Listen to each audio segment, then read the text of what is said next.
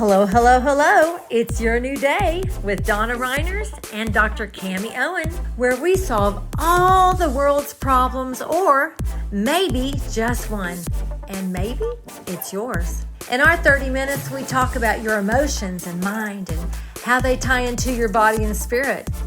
We want you to renew and restore yourself in a world that wants you crazy. And sometimes we even talk about money. Introducing your hosts, Donna and Dr. Kami Owen.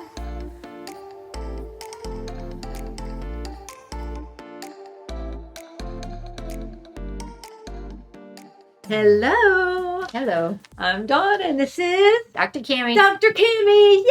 We're so glad you're here with us today, and we're going to cover something that Dr. Kami calls Intuition. and I call divine intelligence. And I can live with that. Okay, there we go. We're in instead of AI, we've got DI going on. Okay, so I just want to share a little story. Years ago, I was headed to go pick up my sister from church, and I stopped by a gas station to get gas. And while I'm standing at the gas pump, I hear a voice inside me say, excuse me, turn and walk away. And I'm like, but I'm pumping my gas. I'm almost done. As if we hear the thoughts and the ideas all the time, which now I realize we do have a lot more of that than we think. Mm-hmm. But at the time, I was fresh and new at hearing something that would be considered the voice of God, or the divine voice inside of us that gives us direction. I kept pumping my gas. Then the voice said again, turn and walk away. And I'm like, but I'm almost done. Just give me one more second. And then I heard the voice say, stand, don't move. And I stood and I looked, and there was a car. Now, mind you, I noticed this car when I pulled up to the pump. I noticed this car parked awkwardly that couldn't even get gas. I noticed a car that was parked. I thought, I wonder why they're parked like that. But I'm not thinking anything of it because I'm going to get my gas. And the guy standing here pulls out a silver gun and holds it up to my head and says, give me the keys to your car. Well, they were in my hand. I went, yes, sir. Dropped it in his hand. He said, thank you. I said, you're welcome. And then he took my car. And then I went inside, and by that time, I've started to be shaky, but I don't panic in emergency situations normally. Normally, I just don't. I may seem a little slow, but I'm calculating everything at one time. Mm-hmm. And so I walked in and said, excuse me. But that gentleman, and I say that word loosely, just took off with my car and stole my car at gunpoint. So they called the police, which is right down the road, et cetera, et cetera. Our point is, there is a voice inside that gives us understanding, that gives us wisdom, that gives us direction. And it's tuning in to the voice inside. And of course, there are times when we're going to make mistakes, when we think it's this or whatever. That's over the river and through the woods, finding out who we are and how it works and that kind of thing. Mm-hmm. Another situation I had years ago was I'm driving down the road and I heard switch lanes. I'm like, okay. And I switched lanes immediately. In the Christian world, that would be called obedience. Mm-hmm. Quick obedience. Not, well, why do I switch lanes? Why do I need to switch and go a 10-minute dialogue? No, it's like, oh, switch lanes. And literally the second as I'm moving, a wheelbarrow came off this truck I had not even noticed, and it would have landed straight in my glass. And I know I would have died instantly. Mm-hmm. So those are two examples of there being a voice inside that's intelligent, that knows what's happening around us, that sees what's going on, that's giving us wisdom, direction, clarity. And so what kind of stories do you have? I know you have some. Go to transformyouremotions.com and tell us your story. Yes, we want to hear. Yes. I have many of those stories. Oh, wow. Actually. Let's do it. And what's interesting, I come from a family of those stories. My dad has many, many stories. We can talk about those, but several come to mind. Being in the emergency room, I have 20 plus years of experience in the emergency room. I always listened to that little voice, always. And it has 100% accuracy when I listen to it. A couple of times. So one that was a funny story, not funny, haha, but interesting. I was a nurse at the time, and a triage nurse, where that's the part of the emergency room when you come in, and we decide, do you have an emergency or do you not have an emergency? Do you come straight back, or do you go wait out in the lobby till we have a bed for you? It's not first come, first serve, people. That's the truth in the emergency room.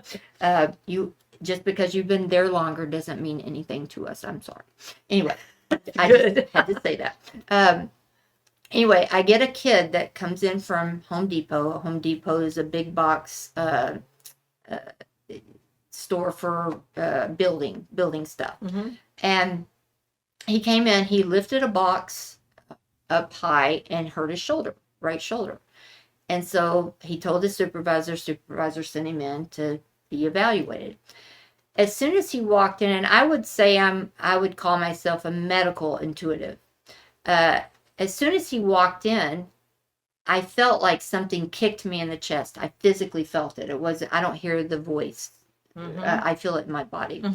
So I felt something kick me in the chest, and he was sitting there, and we can see on the computer in the emergency room who was in for what and everything. So I walked in and said, "Oh, hold please." And I walked out and went and got the EKG machine.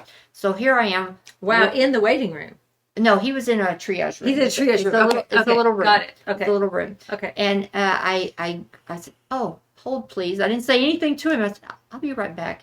And I walked and got the EKG machine. And I'm walking through the emergency room, going into the triage room. And the doctor sees me and he says, "Why are you going to do an EKG on a shoulder pain?" Because that would not be the normal thing that we would think. And the nurse that had worked with me for 5 or 6 years goes, "Be quiet. She knows what she's doing."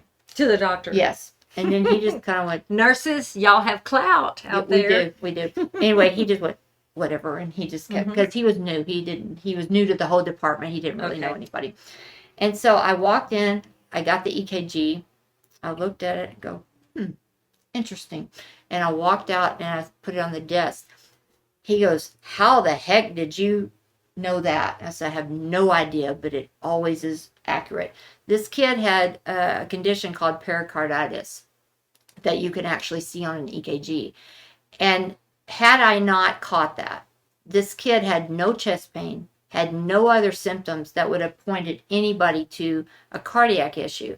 His shoulder pain was a referred pain from his pericarditis. Oh my goodness! Even though he just reached up for it. I believe he reached up for it. I believe the exertion caused enough chest triggered pain that to be referred. And he was a young 20-something kid. Wow. Anyway, that guy would have gone home and died likely had I not intervened. Anyway, we got him the proper care, and it was great.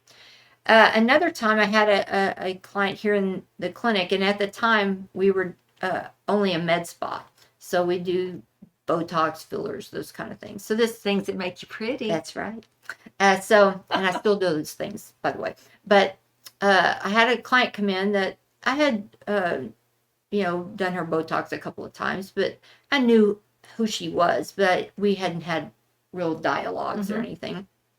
And she walked in, and my normal thing, "Hey, how you doing?" and everything. I walked in, and she goes, "Oh, I'm good." And immediately I could tell she's not good.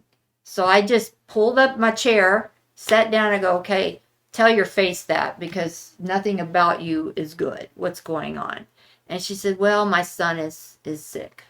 And I said, "Say more about that." And when I get in this mode, and it just comes over me, I haven't. You follow divine insight? I do. I follow divine insight. Wow. I could hear the words she was saying, but I wasn't listening to them. Mm-hmm. I was just taking in the information energetically, however you want to say it. And when she stopped talking, I said, "Oh, it's his pancreas." And again, I'm having the experience almost like I'm watching somebody else talk, but I'm the one saying the words. And she goes, "No, it's not his pancreas. He has been seen by like 20 doctors. He's been scanned multiple times. They just can't figure out what's wrong with him. He's a 10-year-old boy." And I said, "Well, I understand that you don't know me very well, but I'm going to tell you it is his pancreas. And it's at the tip of his pancreas, and you're going to have to pitch a big fit to get it rescanned, and you need to tell them when they rescan him to be sure and get under the liver at the tip of the pancreas." Okay. And very specific. The information is very specific. And I said, "And be prepared to pay for it, because they're probably not going to want to scan him again. If they've scanned him that many times, insurance is going to deny it. So be prepared to pay for it." Mm-hmm. And then I literally just forgot everything I said. Sure. And I went on and did her Botox, and that was the end of it. She was there maybe 20 minutes. And then I completely forgot about the entire conversation. About a month later, I get a call at the clinic saying, "So-and-so's on the phone for you." And so I get on the phone, and she says, "You probably don't remember me or the conversation," which was interesting that she would say that, because You didn't. why would she say that? Because, normally you would remember somebody you just saw a month ago. So I thought that was interesting. Actually, as I'm saying it out loud, I'm finding that interesting. Anyway, But the fact that you were accessible to even get on the phone, yes, though. was a big deal, because normally that's not the case. Anyway, so I get on the phone, and she said, "You probably don't remember me, but I'm the lady with the sick son." I said, "Of course I remember you." She said, "Well, I did what you said," which was at first like, "What?" Because What did I say? people don't always, they'll get the information, but they don't act on it. And that's part of what we're wanting to convey today, act on it. So she said, "I did what you said, and I got the scan.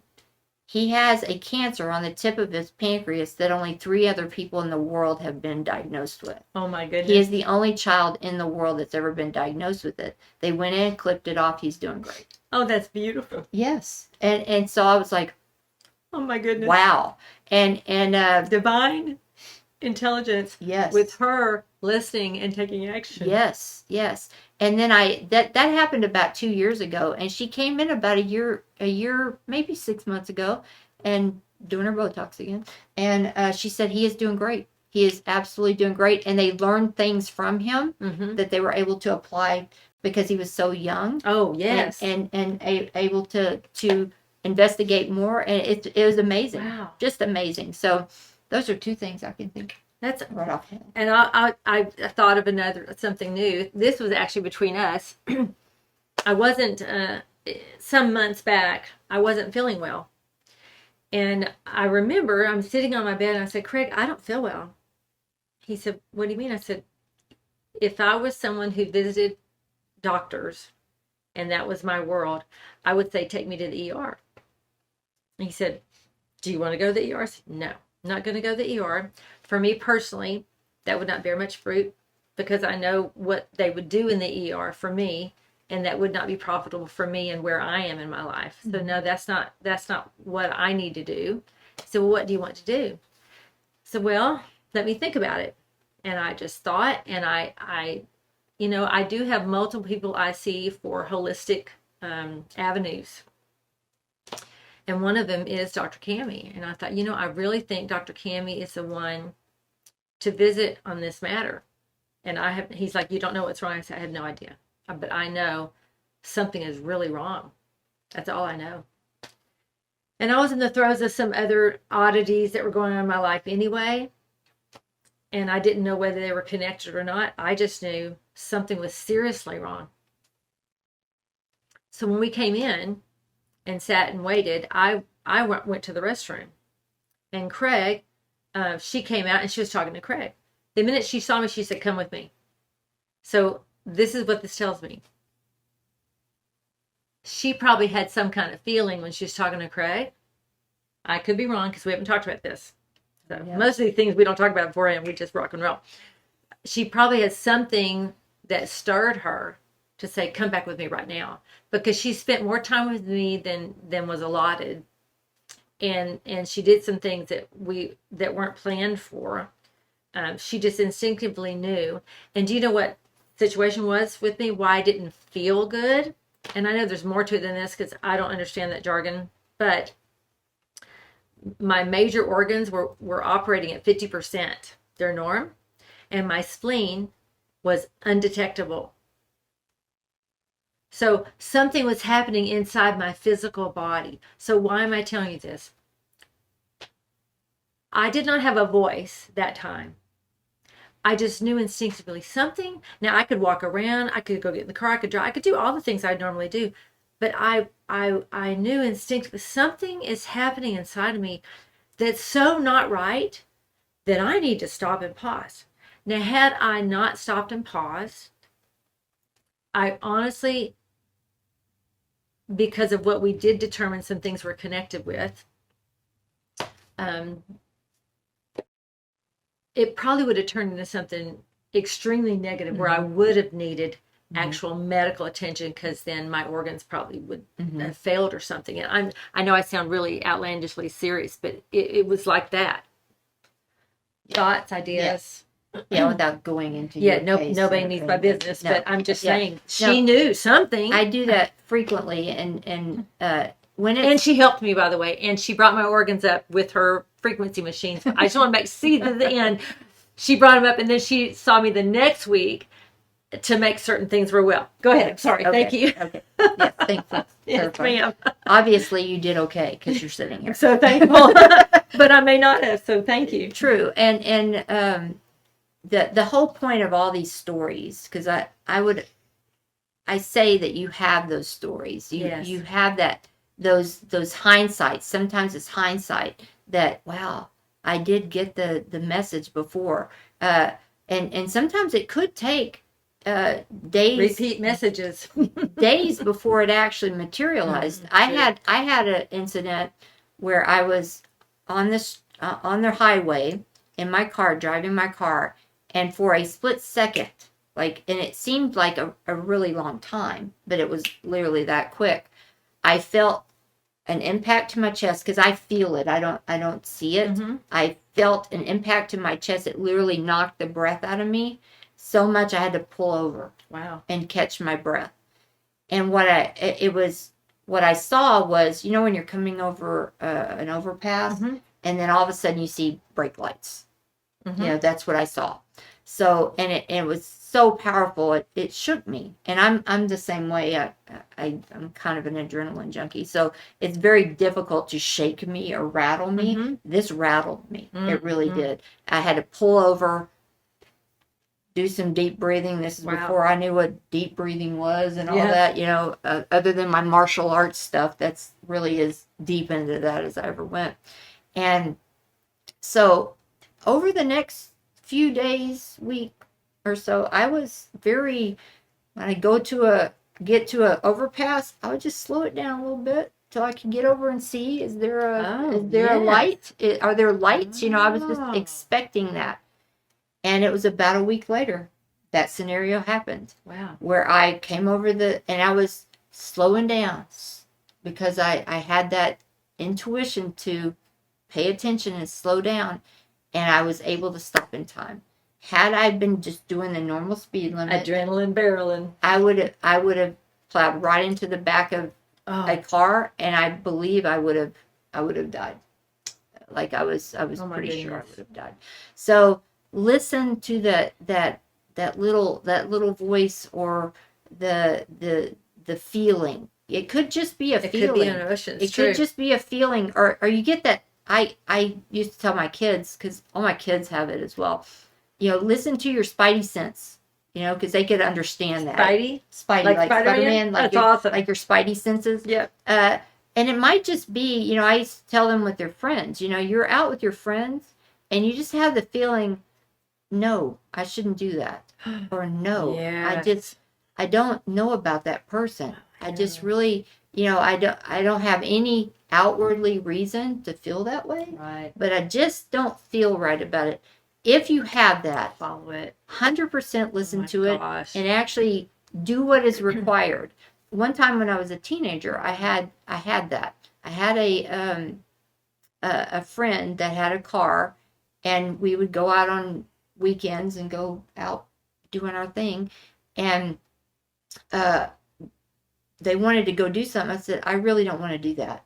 I really just, I'm not going to do that. And I didn't go, and they were in a wreck. Now everybody was fine, but I knew that you were not supposed I to go. was not supposed to go, and it might have turned out poorly had I actually went. Like I interrupted the timeline, Right. And that's a whole quantum physics thing we can talk about. But I interrupted the timeline. But I had that very thing years ago. A friend called me and asked me if she would meet me, if I would meet her and go shopping. And everything within me said, don't go. Please, just don't go. And best friend just wants to go shopping. Day before Christmas. Not the day I like to be out anyway. Even then, this is years and years ago. But because I entangled in that emotion and basically was coerced and allowed to be coerced, do you know that now, did my body know that this would happen? But divine inside knew that something could come across my pathway. That's what I believe. And when I was driving and I stopped at the red light, the light turned green, I moved forward, and a car literally slammed into me. My car moved around and around and around and around. They jumped out of their car. They gathered witnesses against me, saying that it was all my fault. They paid people to have their way. wow. And all the while on my inside, I made a phone call before I got out of the car to someone at our church who I trusted to actually PRAY, not PREY. And he immediately had a thought. He said, and he talked a little bit about deception. I thought, So I nestled that inside, got out, went about my business. Do you know that I had to fight that for a year? Wow. It took me a solid year. They didn't have license plates. Wow. They laughed as they were going by. They were either on drugs or on alcohol. All these things. It was literally what I would call a setup. Did I learn from that? Sure I did. Was there a lesson? Of course there was. But do you know what? That was a lesson that I could have not had to have learned. Right. Had I listened and not said, sure, whatever you want me to go do, friend, sure, I'm happy to come out there, even though everything within me said, don't do it. Hurt her feelings, et cetera, et cetera. So, why? We're not best friends today. So, we could have, Wow. I could have been okay. Well, as you hear these stories, you might think, well, I've never had anything that dramatic. It's not that we're special. We are the exact same as you. We might be more in tune to it because we've been practicing listening to it, or we just kind of came in knowing to listen to it. But I would say you've had those experiences, whether they're little realize ones it or not, or big ones. Like you pick up the phone and the person that you're thinking about is calling you. That's intuition. Yes. That's connectedness, because we are all connected. We're not disconnected. So that illusion that we're disconnected and you're over here and I'm over there is an illusion. We are all connected. So if you just open the floodgates to that connection and let it be, and just notice, again, it's about awareness, bringing it into your awareness, because it's back here already. Just bring it here and then pay attention to it. And it's actually pretty cool when you start really paying attention to it, like the term, that gut feeling, it literally settles in your gut. Yeah. And we can have a whole conversation about your gut being health. Oh my goodness. And being your second brain, because I would argue that it's your first brain and this is your second brain, because there are many species that develop a gut before they develop a neural system. So it's actually the first brain. So listen to your gut. If you feel that sick feeling in your stomach, listen to that. Yes. That's your body talking to you. You get the chills on your arm, listen to that. The body knows. This is you being made aware of something to pay attention to. It's like, hello. So just listen to yourself. We want to hear from you and see where your intuition is has been speaking to you, because it is the divine intelligence in you. You have it. It's there. It's not something you have to develop. It's not something you have to work on. You just have to be aware of it and invite it into your field. It's like the thought that won't go away. Yes. I've taught this for many years. There's a thought that doesn't go away. And we've been talking about more of emergency situations, but there's also thoughts. There's creative thoughts. I think maybe one of our shows we're going to talk about the positive part, the creative thoughts that come that maybe you ignore. I've had ideas that I said no to, and 5 years later, people are making a lot of money on. Absolutely, I invented the pacifier thermometer. Well, there you go. That was me. I did that. And doggone it, did you get the rewards from that? I did not. She did not. Why? That idea blessed someone else. That's right. But it was actually in the field, and then somebody else picked it up and took action. Yes, they took action. And so we just want to encourage you and strengthen you and live life with you and let you know. I know she says we're not special. I say we're all special. Yes. And we all hear from the divine one inside of us. And you have opportunity to, for this week, practice listening. So that's what that is. You may think, well, listening needs to go get on your knees somewhere or lay on the floor and do nothing, although those are very positive things to practice. But on the other hand, why don't you become, Dr. Kami calls it being self-aware. What is divinely guiding you and you don't even realize it? Because once you connect with that, I mean, that's an awesome partnership there. That is you partnering with the divinity in you. And we all have it. It's all there. That's right. Pick up the phone and call. That's right. No ET phone home here. Right. Or home phone. Yes, the Mandela effect. We're so glad you visit with us each week. Please share with us what's happening with your life with transformyouremotions.com.